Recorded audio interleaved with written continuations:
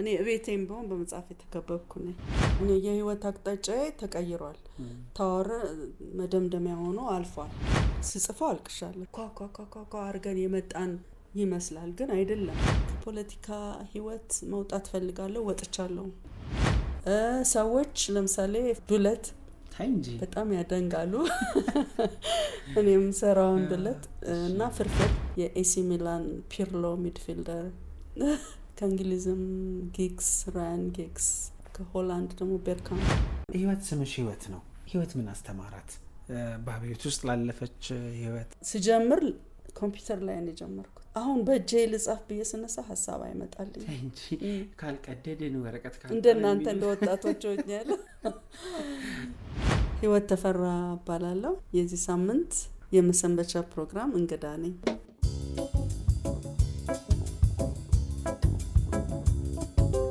በጣም አመሰግናለሁ ደራሲ ህይወት ተፈራ። የዛሬ የመሰንበቻ ፕሮግራም እንግዳ ስለሆንሽ በጣም ደስ ብሎኛል። አመሰግናለሁ። እኔም ደስ ብሎኛል። እንዴት ነው ደራሲና ክረምት እንዴት ነው የሚያልፈው? እንግዲህ በኔ በኩል ከሆነ ያው ሁልጊዜም ቢሆን መጽሐፍ አነባለሁ። ክረምት ስለሆነ ብቻ ሳይሆን እንደገና ደግሞ ስራም አለኝ እጽፋለሁ። ስለዚህ ክረምት ሆነ በጋ ለኔ ብዙ ልዩነት የላቸውም። አሁን የምገኘው ቢሮዎች ውስጥ ነው። እንዳጋጣሚ 4 ኪሎ አካባቢ በጣም ወደድኩት እንዳልኩሽ ገና ስገባ ቅልብጭ ያለች ናት። በመጽሐፍ የተሞላ ነው እና በመጽሐፍ ውስጥ ያለ ቢሮ እንዴት ያለ ስሜት አለው ለደራሲ? መቼም ምንም አይመስለውም። አሁን ለኛ ድንቅ ግርም ቢለን ትገረሚያለሽ። እኔ እቤቴም ቢሆን በመጽሐፍ የተከበብኩ ነኝ። በጣም ብዙ መጽሐፍ አለ ቤቴ ውስጥም እዚህም ደግሞ ስራህንም ያው ከመጽሐፍ ጋር የተያያዘ ስራ ስለሆነ የምንሰራውም ስራ እየመጣ ይሄንን በሚመለከት እዚህ ጋር ምን መጽሐፍ አለ ምን እያልክ ማየቱ ራሱ መጽሐፎቹን ራሳቸው እንደዚህ ማየቱ ራሱ እድሜ ይቀጥላል። I hope so አይደለ? ግን በጣም ደስታ ይሰጣልና እኔ መጽሐፍ የሌለበት ቦታ ቤቴ ውስጥ እንኳን ለምሳሌ አልጋ ላይ ሆኜ እንኳን ሳነብ በአንድ ጊዜ ብዙ መጽሐፎች ከበውኝ ነው። ላላነባቸው ሁሉንም እችላለሁ ግን በዙሪያ ከበውኝ ነውና አይ ቲንክ ከመጽሐፍ ጋር ያለው ቁርኝት ጠለቅ ያለ ከበድ ያለ ሳይሆን አይቀርም።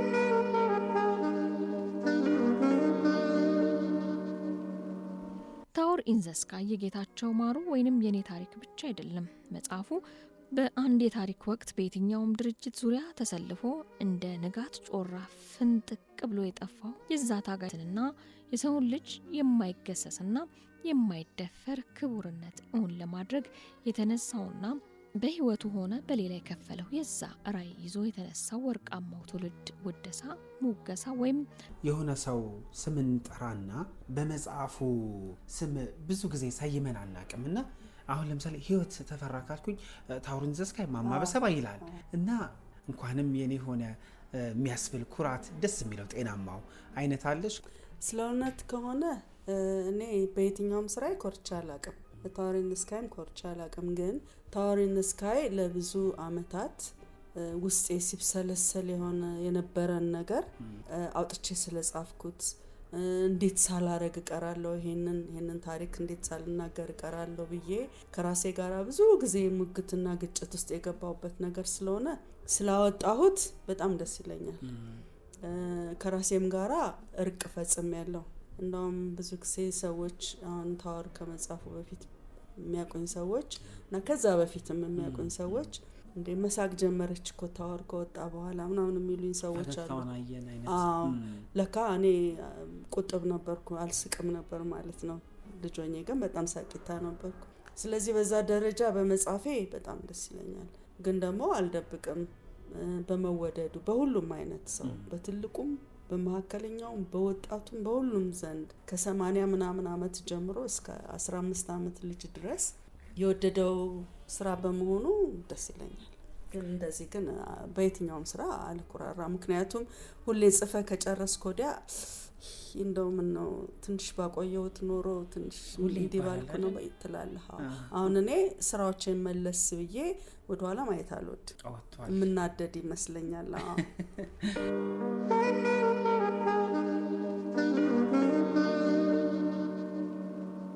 ወጥተን እንደተለመደው እየተሳሳቅን ወደ መኝታችን ስንሄድ ድንገት በመንገዳችን ላይ ጣይቱ አሰፋንና ጓደኛዋን አምለሰት ክብሮምን አገኘናቸው።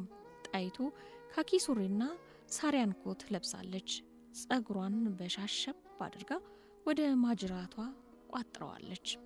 ልጆች አንዴ ልታናግሩን ፈቃደኛ ናችሁ አለች ፈገግ ብላም ትከሻችንን ሰብቀን ዝም አላት። አዲስ ነገር መቀበል የምትችሉ አይነት ናችሁ። ማታ ማታ ስትከራከሩ ሰማችኋለንና አዲስ ነገር በቀላሉ መቀበል የምትችሉ ሆናችሁ አግኝተናችኋል ብላ አደነቀችን። እርግጥ ነው ጓደኞቼና እኔ በመኝታ ቤታችን የሚደረጉትን ክርክሮች በጣም እንወዳቸዋለን።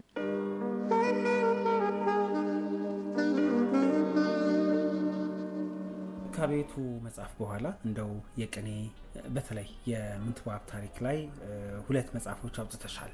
እንደው ማይንቶዊን የቅኔ ትምህርት ፍቅር ላይ ነው፣ ምንትዋብ ደግሞ ዝናው የታወቀ ነው እና መቼስ ከቤት ታሪክ ወደ እነዚህ ጉዳዮች መምጣት ፈታኝም ነው ብዬ አስባለሁኝ ለነበረበት በክፉም በደግም ለሚያስታውሰው ነው። እና ምን አመራሽ? ድንገት የመጣ ነው? በቃ የህይወት አቅጣጫዬ ተቀይሯል። ታወር መደምደሚያ ሆኖ አልፏል። ስለዚህ ካናዳ ያለው ነው እንግዲህ ስለ አብነት ትምህርት ቤት አንድ ላይ አንብቤ በጣም ገረመኝ። ምክንያቱም እኔ እውቀትም እንደዚህ አልነበረኝም እና በቃ ያንን እሱን ባላይ ኖሮ ሌላ ምን ላረግ እንደምችል አሁን አላውቀውም። ግን ደግሞ ልክ ታወርን እንደጨረስኩ ወዲያው ነው እዚህ የመጣው ስለሱ ጉዳይ እንትን ለማለት ተመልሼ ሄድኩ። እዛ ከሄድኩ በኋላ ግን እዛ ሆኜ ያንን መጽሐፍ ልጽፍ ማይንቶዊንን ልጽፍ እንደማልችል ገባኝ። ምክንያቱም ቦታው ላይ ተመላልሶ ብዙ ማጥናትና እንትን ማድረግ ይጠይቅ ነበረ። ስለዚህ አይ ቲንክ ውስጤ ከነበረው ተፈጥሯዊ የህይወት ጉዞ የመነጨ ነው ወደዛ እንትን ማለት ያንን ቻፕተር ዘግተህ ምዕራፍ ዘግተህ ዝም ብለህ አትቆምም አይደል? ስለዚህ ወደዚህ እጥፋት አደረኩኝ።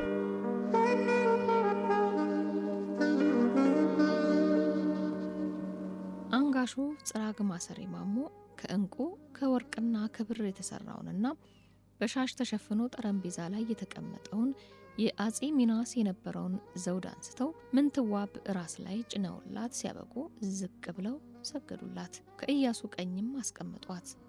ባራኪው እልፊዮስ እግዚአብሔር ክፉዎችን እንዲያሸንፉ ኃይል ይስጦ፣ ክብሮን ያብዛሉ፣ ፈሪሃ እግዚአብሔርን በልቡ ያሳድርሎ። አቤቱ አምላካችን ሆይ በአገልጋይ በእቴጌ ምንትዋብ ላይ ይህን የደስታና የክብር ዘውድ አኑር። ይኸውም የቸርነት የርህራሄ የእውቀትና የጥበብ ዘውድ ይሁንላቸው ብሎ ሲባርካት ከኋላዋ ቆመው የነበሩት ሴት የመሳፍንት ዘሮችና ወይዛዝርት እልልታቸውን አቀለጡት። ደስ የሚል ጉዞ ነው የነበረው እና ደግሞ ያነሳዋቸውን ጥያቄዎች ችላ ያልናቸው የመሰሉኝ ነገሮች ናቸው። ከምንትዋብ ውጪ ለምሳሌ የስዕል ትምህርት ቤት ፐርሰናሊ አላውቅም ነበር ትምህርት ቤት እንደዚህ እንደሚሰጥ እንደነበረ። እነዚህ ነገሮች ላይ አደረኩ። አድዋ ጭንቅላቴ ውስጥ የነበረ ነበርና ያንን አይነት ግዙፍ ነገር እንዴት አድርጌ ነው ጥሩ በሆነ መንገድ ልሰራው የምችለው ብቁ በሆነ መንገድ የሚለው ጥያቄ ብዙ ጊዜ ጭንቅላቴ ውስጥ ይመላለስ ነበር። ቦታውንም ሄጄ ሁለቱን የውጊያ ቦታዎች አይቻለውና መጨረሻ ላይ ግን ልጽፍ ስቀመጥ ሳስበው አድዋን ከነገስታቱ አንፃር ሁልጊዜ የተነገረ ነገር ነው። ስለዚህ ዋናው ህዝቡ ተዋጊው ህዝብ የነሱስ ታሪክ 3 ገጸ ባህሪያት መሪ ገጸ ባህሪያት አድርጌ ማለት እነሱ ናቸው ወሳኞቹ አይደል? እግረኛው አዝማሪውና ፈረሰኛው የሶስቱ እንትን ነው ቅንብር ነው ጦርነቱንም ለውጊያውም ለማሸነፉም የረዳው ኦፍ ኮርስ ከአመራሩ ውጪ ማለት ነው። ስለዚህ እነዚህ አንዴ ጥፋቱን ካረኮዲያ በቃ ራሱ እየመራኝ ነው የመጣው። አዲስ አበባ ላይ ለህዝባቸው ታሪካዊ የገድል ጥሪ ያደረጉለት ቦታው ላይ ሄደሽ አስተተሽ ቦታው ላይ ሆነሽ ስሜቱን በደንብ አይተሻል። ተደባበን ያንዲ ሳስተሳለው ሳውራ ዛው ሄጄ ከተራራው ባለፈ የነበረውን ስሜት በደንብ አይቻለሁ። እስቲ ነበር ምንትዋብም እንዲሁ በተመሳሳይ አሁን ስጣክሽ እንደነበረውና ይህን ማድረግሽ ምን ጠቀመሽ? እና ደግሞ በእርሽን ቀለሙን ከማብዛት አንፃር ሚና ነበረው ወይ? እስቲ እንዴት ወሰነ ሐሳብ ብትሰጪኝ። እንግዲህ ጥናቱ ሄዶ ማየቱ ማድረጉ ሰዎችን አነጋግሮ መጽሐፉ በጣም ትልቅ አስተዋጽኦ አለው ማለት እኔ ሲጀምረው ማይንቱን የነበርኩት ሰውና አሁን አንድ አይደለሁም። በጣም ብዙ ነገር ተምሬያለሁ። እንደገና ደግሞ እኔ ትምህርት ቤትም እያለሁ ብዙ ጥናት አድርጌ ምናምን እንደዚህ ትምህርት ቤት ጻፉ የምንባላቸውን ኤሴስ በምንጽፍበት ሰዓት ትንሽ ያገኘዋት ልምድ ነበረችና እሱ ወደ ፍላጎት መጣ። ስለዚህ አሁን ለምሳሌ ብዙ ያስቸግረኛል ሄጄ ካላየው ሪሰርች ካላረኩ ዝም ብዬ በምናብ ብቻ ለመጻፍ ምችል አልመሰለኝም። እኔ እንደውም ዋናው ዝንባሌ ወደ ልብ ወለድ ነው።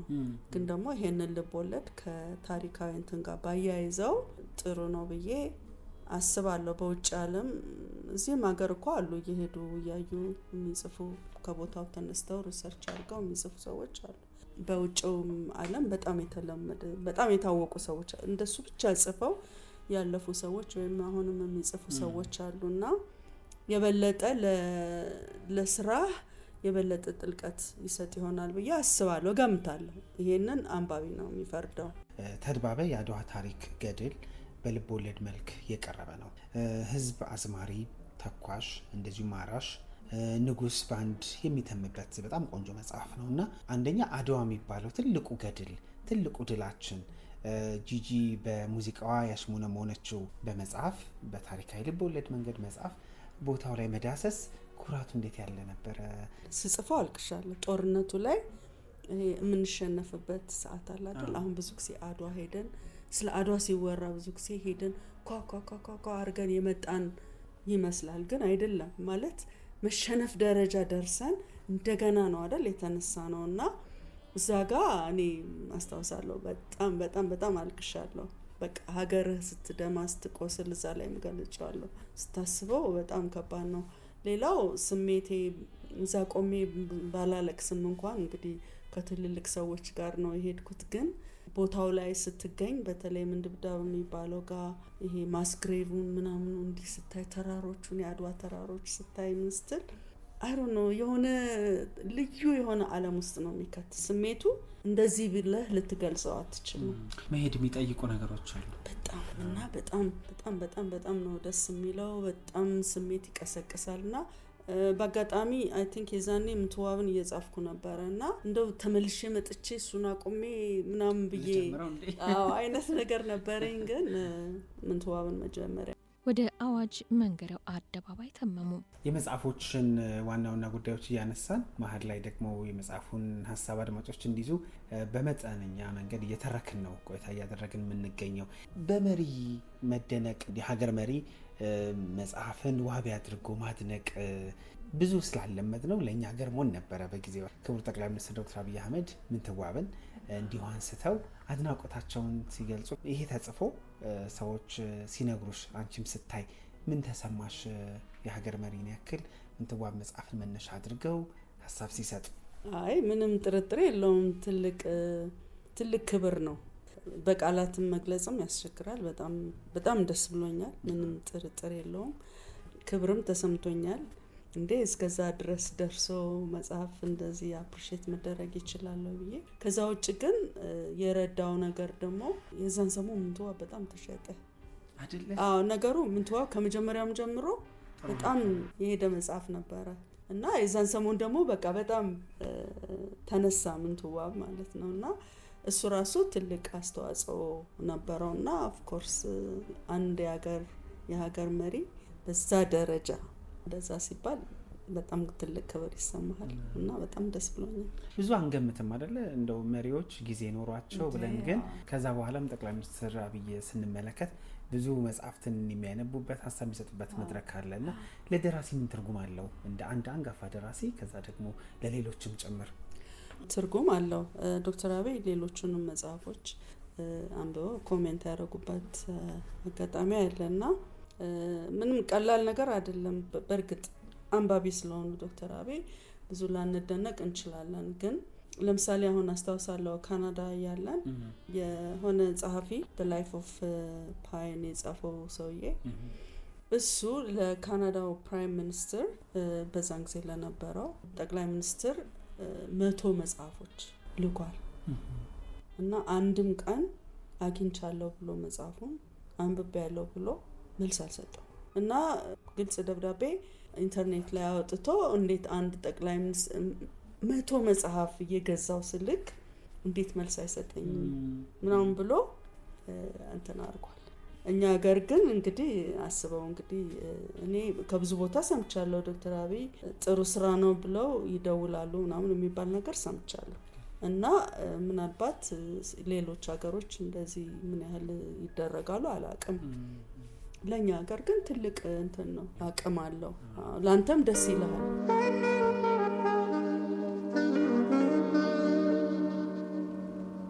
ምንትዋብ ለአምላኳ በልቧ ምስጋና አቀረበች።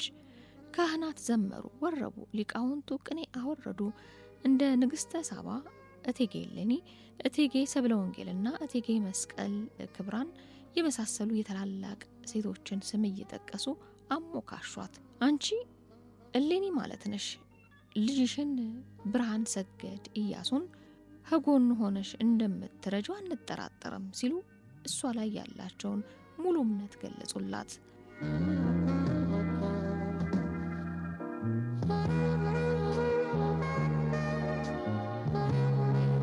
ካናዳ ኖረሻል፣ ጣሊያን ኖረሻል፣ ዲያስፖራ ኢትዮጵያዊ ነሽ ብንል ዲያስፖራ የሚለው ቀርቷል። በእርግጥ አሁን እዚህ ነው ያለሽው። አንድ ጓደኛ ምን ይላል መሰለሽ፣ ዲያስፖራ አይደለም አሁን እዚህ የሚኖር ሰው ላሜ ቦራ ነው የሚባለው። ግን ምልሽ የሰው ሀገር ብዙ ያስተምራል ይሰራል ይባላል እና ምን ሰርቷታል ህይወት? ምን ተምራሻል ማለት እንችላለን? ጣሊያን ሀገር እንኳን 2 አመት ነው የቆየሁት። ግን ብዙ ነገር ስለራሴ ብዙ ነገር ለመጀመሪያ ጊዜ ከእስር ቤት መውጣት ብቻ አይደለም ከቤተሰብ ወጥቼ ለብቻዬ የሆንኩ በተለይ ሮም 1 አመት የነበርኩበት ጊዜ አለና እሱ የማይረሳ ጊዜ ነው። ሮም ውስጥ የነበሩ ነገሮችን በጣም ብዙ ተመልክቼ ኢንስፓየርድ ሆኛለሁ። በብዙ ነገር ተነሳስቻለሁ። ግን የዛኔ ምንም ገና የደነዘዘ እንትን ውስጥ ስለነበርኩ አላውቀውም ምን ልሰራ እንደምችል። ካናዳ ያው የተማርኩበት ቦታ፣ ቶሮንቶ ነው የኖርኩት ሁሉንም ጊዜ የተማርኩበት ቦታ ስለሆነ ለዚህ የምሁራዊ ህይወት ወይም ኢንተሌክቹዋል ላይፍ ለመጽሐፍት ድሮም በወድም በቃ በሚያስደንቅ ደረጃ እድል የሰጠኝ የከፈተልኝ ቦታ ነው እና ብዙ ነገር የተማርኩበት በቃ የተሰራሁበት ቦታ ነው። እንደገና ደግሞ ከዚህም እስር ቤት እያለሁ ከነበርኩበት ህይወት ከዛ የትግል የሚባለው ህይወት ራሴን ለማጽዳት ለማውጣት ብዙ መሞክርበት ጊዜ ስለነበረ እዛ ሄጄ ሌላ ይሄ ሁሉ ዓለም አለ ለካ ማርክሲዝም ብቻ አይደለም ወይም ኢህአፓ ብቻ አይደለም ከሚለው ህይወት አውጥቶ የሆነ የመጽሐፍት የምናምን ማዕበል ውስጥ ነው የከተተኝና ሙሉ ለሙሉ ቀይሮኛል። ህይወት ስምሽ ህይወት ነው። ህይወት ምን አስተማራት? በቤት ውስጥ ላለፈች ህይወት፣ በስር ውስጥ ላለፈች ህይወት እና በጣም ከባዱ የኢትዮጵያ ፖለቲካ ዘመን ላይ ለነበረችው ህይወት ምን አስተምሯታል? ህይወትማ ብዙ ነገር አስተምሮኛል። ፖለቲካን በሚመለከት እኔ አሁን ፖለቲካ ማለት ምናልባት ፐብሊክሊ እንደዚህ ማለት ትክክል ላይሆን ይችላል። ግን በተቻለ መጠን ከፖለቲካ ህይወት መውጣት ፈልጋለሁ። ወጥቻለሁ። እዳሮኜ ተመልካች ይሆናለሁ። ግን ፖለቲካ አይነካኝም ብዬ አይደለም። ግን ደግሞ ፖለቲካ ውስጥ ገብተህ መተራመስ ማለት በቀጥታ ከሰው ህይወት ጋር የተያያዘ ነገር ነው አይደል? ሰውን ልትጎዳበት ትችላለህ፣ ልትጠቅመው የምትችለውን ያህል ማለት ነው በፖለቲካና ቢያንስ እኔ በቃኝ የበኩሌን የመሰለኝን የነበርኩበትን ሁኔታ አልፏል። አሁን ግን በዚህ እድሜ ግን ፖለቲካ ውስጥ ገብቼ መተራመስ ለኔ እድሜም አይፈቅድልኝም፣ ያገኘሁትም ኤክስፒሪየንስ አይፈቅድልኝም ባይነኝ። አስችሎሽ? አዎ እውነት? አዎ። በአደባባይ ተሳትፎ እንኳን ባይኖርሽ እንደው መደገፍ ስልሽ ሀሳብ ማዋጣት የሚመስሉ ነገሮች ካሉሽ ብዬ ነበረ። አይው መጽሐፌ ውስጥ አዋጣለሁ እኮ በመጽሐፌ ማስተላለፍ የምትፈልጋቸው ሀሳቦች የፍልስፍና የሚሆኑ ሁሉም ከታወር ኢን ዘ ስካይ ምናልባት ውጪ ሁሉም ውስጥ ቴማቲክ ኤሪያስ አሉ። ስለዚህ በጥቅሉ ህይወት ምን አስተማራት? እንደባጭው በቃ ከሰውን ሊጎዳ ከሚችል ነገር ከሚችሉ ሁኔታዎች ውስጥ ራሴን ማውጣት ማግለል ቢቻለኝ ደግሞ እነዛ ነገሮች ሌላ አቅጣጫ መያዝ እንዲችሉ በጽሁፎቼ ለማሳየት መሞከር እንደዛ ነው። ከዛ ውጪ በጣም ብዙ አሁን ትግስተኛ ሆኛለሁ እንዳለ በልጅነቴም ጀምሮ ትግስተኛ ነኝ። ግን ብዙ ነገር ሰዎችን መረዳት እንድችል ሀገሬን መረዳት እንድችል የት ጋር ቀዳዳዎች አሉና እነሱን እንዴት አድርጌ እኔ መድፈን አልችልም፣ ግን ደግሞ እንዴት አድርጌ ጥያቄዎችን ማንሳት እችላለሁ የሚሉ አሁን የሚቀጥለው ስራዬ እንደዛ ላይ ነው ያለሁት። የሆነ ስራ እየሰራሁ ነው እና እነዚህ ነገሮች አሁን ለኔ ሞር የሞራል እንዲህ አይነት ጥያቄዎች የበለጠ ስሜት ይሰጡኛል ከፖለቲካ ውጭ። ስለዚህ እነዛ ነገሮች ላይ ትኩረት እንዳደርግ ረድቶኛል። ሰዎች በደንብ ስለኔ ቢያውቁ ወይ ደግሞ ይሄን ቢረዱ የምትዩ ነገር ይኖር ይሆን? ህይወት ከሆነ አመት በኋላም ሊሆን ይችላል። ህይወትን ስታስብ አንዳንዴ ባልተገባ መንገድ ድምዳሜም ሊኖር ይችላል ሰው ጋር። ግን ሰው ይሄን ቢያውቅ የምትዩ ነገር ምን ይሆን? ይሁይ የሚገርም ነገር ምንም የለም ማለት ለምሳሌ አንድ ጊዜ የሆነ ፕሮግራም ነበረ ባርባራ ዋልተርስ የምትባል ሰዎች ኢንተርቪው እያደረገችና ሪቻርድ ፕራየር የሚባል ጥቁር እንትን አለ ብዙ ነገር ነው እና ሰዎች ጠይቃቸዋለች መጨረሻ ላይ ከሞታችሁ በኋላ ቢልቦርድ ላይ ምን ቢጻፍ ጥሩ ይመስላችኋል? የምትፈልጉት አንዳንዱ እንዲህ ታማኝ ነበር ምና የቤተሰብ ሰው ነው ብዙ ነገር ይላሉ። ሪቻርድ ፕራየር ምን አለ? ባዶውን ነው የምትወው አለ። ምክንያቱም እኔ የፈለኩትን ብጽፍ ሰዎች ራሳቸው የሚሉት የፈለጉት የራሳቸው ነገር አላቸው ማለታቸው አይቀርም። ስለዚህ ነው ምን ጥቅም አለውና እኔም እንደ ሪቻርድ ፕራየር ቢልቦርዱን ባዶ ነው የምትወው፣ ሰዎች የፈለጉትን ይበሉ፣ እኔ ግን ህይወቴ የህይወት መንገዴ የህይወት አስተሳሰቤ የህይወት ፍልስፍናዬ ዋትቨር የምላቸው ነገሮች በሚመሩኝ መንገድ እራመዳለሁ። እኔ በሚመስለኝ ነገር ላይ መጻፍ እስከቻልኩ ድረስ እጽፋለሁ። ከዛ ውጭ ያለው የሰዎች አስተያየት ነው። ደራሲዋ ህይወት አሁን በቢሮዋ በመጽሐፍ ተከባለች። ቤቷን በመጽሐፍ ነው ያው የሚሆነው፣ ግልጽ ነው። እንደ ሴት ቤትሽ ውስጥ ጉድ ማለት ይኖራል ብዬ አስባለሁኝ። እንጀራ አብሲጥሎ ማስፋት፣ ዶሮ በልቶ መስራት አይነት ነገር። እስቲ ቤት ውስጥ ያለችውን ህይወት አስተዋውቂ። ያው እንደ ሴት ብቻ ሳይሆን ያው መኖር እንዳለበት ሰው ቤቴ ውስጥ ራሴ ነኝ የምሰራው፣ ራሴ እሰራለሁ። እንጀራ ጋግሬ አላውቅም፣ ዶሮ በልቼ አላውቅም። ያው የተቆራረጠ ትገዛለህ። ጊዜው ጥሩ ነው። ስለዚህ እንደዛ ነው። እንጀራም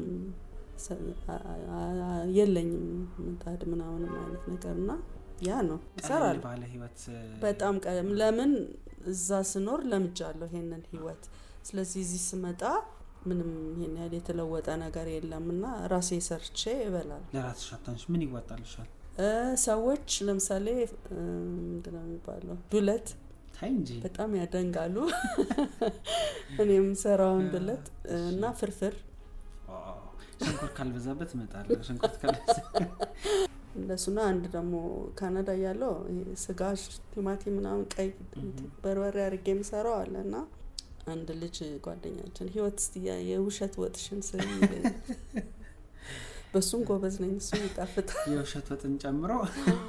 ግን ብዙ ጊዜ እንደዚህ ሜጀር የሆነ ሰው ልጋብዝ ብዬ ካላልኩ በስተቀር ለራሴ ለአንድ ነፍስ ብዙ አትጨነቅም ማለት ገጠምጠም አድርገህ ትበላለህና እንደውም እሱ ነው የሚጣፍጠው። እንደዛ ነው። ግን በዱለት በጣም ታወቃለሁ። እንመጣለን። እኔ የምልሽ አሁን አንቺ ደራሲ ነሽ፣ ግን እዛው የደራሲ ነፍስ ሌላ ኪነ ጥበብ ስራን አያይም አያስተውልም ማለት አይደለም። ሙዚቃ አድማጭ እንደምትሆኝ አስባለሁ። እስቲ ንገሪኝ በእናትሽ ስለምትወጃቸው ሙዚቃዎች፣ ፊልም ላይም ሊሆን ይችላል፣ ቲያትር ገብቶ ማየት ብቻ እስቲ ወዘተ። ከሙዚቃ እንጀምር። ሙዚቃ በጣም እወዳለሁ። በይበልጥ ደግሞ ኢንስትሩሜንታል የሆኑ ሙዚቃዎች አሁን የሀገራችን የውጪ ስጽፍ እንደውም እሱን ሳልሰማ ብዙም ደስ አይለኝም። መጽሐፎቹ የሚጻፉት በሙዚቃ ነው። እንግሊዘኛ ሙዚቃ ከባህልም ክራር፣ በገና አሁን በፊት በጣም ብዙ ሰማ ነበር፣ መሀል ላይ አቋርጬ ነበረ። አሁን ደግሞ ወደዛ ተመልሻለሁ እና ክራር በገና በጣም ደስ ይለኛል። ፊልም አሁን ብዙ ላይ ታወር ኢን ዘ ስካይ መጽሐፍ ሲጀምር ፊልም ማየት አቆምኩ። ድሮ በቀን 3 እንደዚህ ላይ እችላለሁ። እግር ኳስ በጣም ወድ ነበር እንጂ በፍጹም አስብሽ አላውቅም። ጀርሲ ለብሼ ስልኬን አጥፍቼ ነበር። የላትሲዮ የጣሊያን ቲም እንጂ የዛፋን ነበርኩኝ። የጣሊያን ቲም ላይ እኮ በጣም ብዙ ኢትዮጵያን ተውስታለን። አዎ እሺ። እንደዛና እግር ኳስ በቃ አሁንም እወዳለሁ።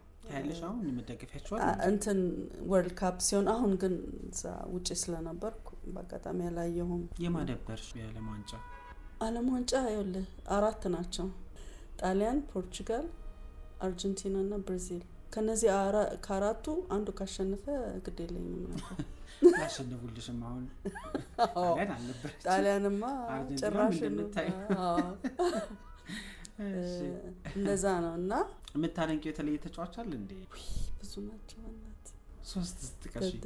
አሁን ከደራሲ ተጫዋች መስማት እኮ መገረም እኮ ነው።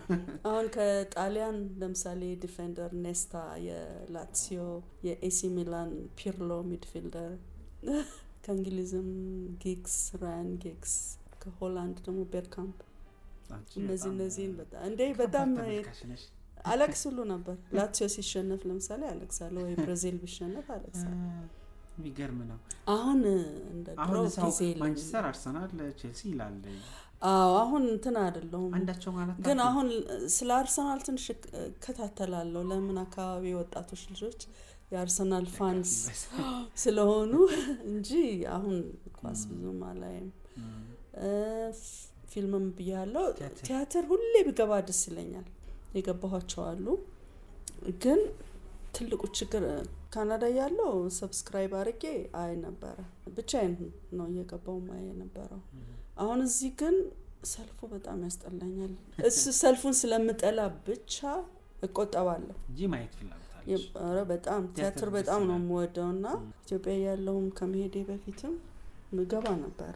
ሼክስፒር ስራዎችን ዘጋይ ገብረመድህን ምናምን አይቻለሁ እና ኦቴሎን እና ደስ ይለኛል። ቲያትር በጣም ነው የምወደው።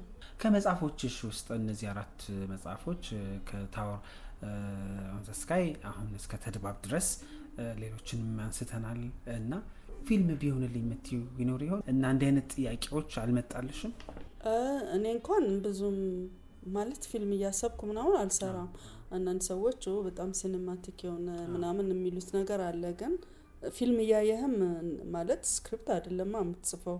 ይሄ ኖቨል ስለሆነ ትክክልም አይመጣም ለፊልም ብለህ ካረከው። ግን ታወር ኢን ዘ ስካይ አሁን በጣም ብዙ ሰዎች መተው ነበር ግን አልተሳካም።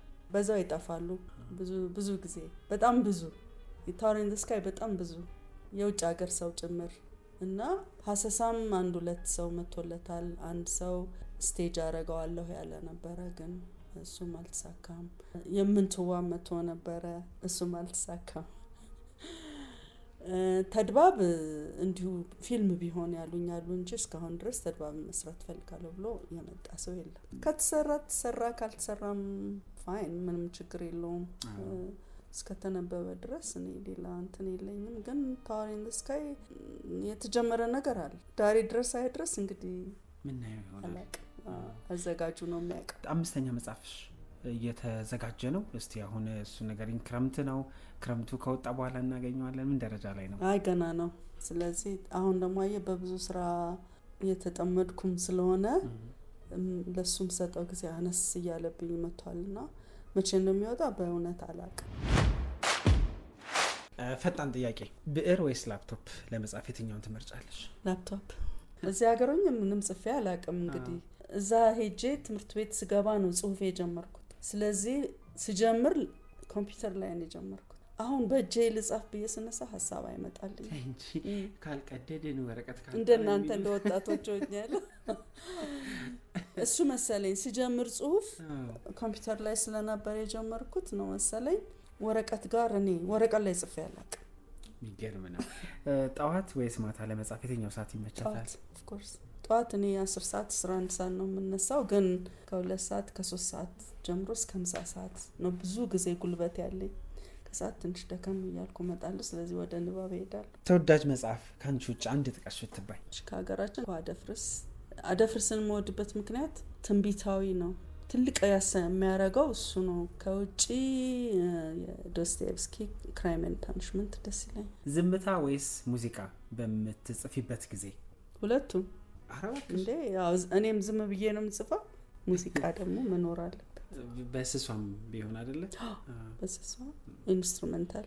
እሺ። ታሪክ ወይስ ልቦለድ ለማንበብ ቅድሚያ የምትሰጪው?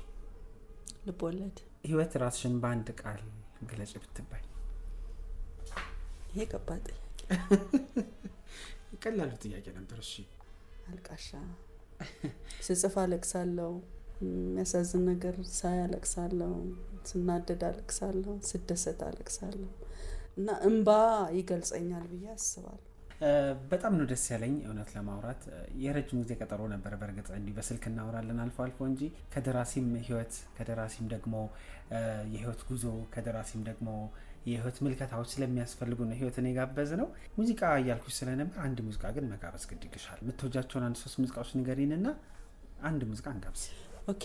አንዱ የቴዲ አፍሮ ማዘንዲደር፣ ሁለተኛ ለሱ ሳስበው ለሱ መልስ ይሆናል ብዬ የማስበው ሚካያ በኃይሉ ሀገሬ፣ የጥላሁን ገሰሰ በምሽት ጨረቃ ሚል ዘፈን አለ።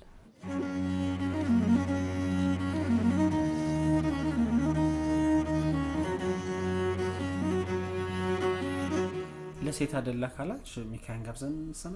እሺ። ሴት ስለሆንሽ ብዬ። እሺ፣ ችግር የለም። በጣም ደስ የሚለኝ ዘፈኗ ነው እና ደግሞ ሀሳቦቹ ሪሊ በጣም ደስ ይላሉ። ደስ ብሎኛል። ህይወት ጥሩ ተሰምቶሻል? አጥፍቼ ይሆን? አይ ምን ታጠፋለህ? ከመጠየቅ ውጪ ነው። አመሰግናለሁ። በጣም አመሰግናለሁ። እኔም ደስ ብሎኛል። ቴንክ ዩ ሶ ማች። እሺ አድማጮቻችን፣ ከዜማው በኋላ መልሰን እናገኛችኋለን። አብራችሁ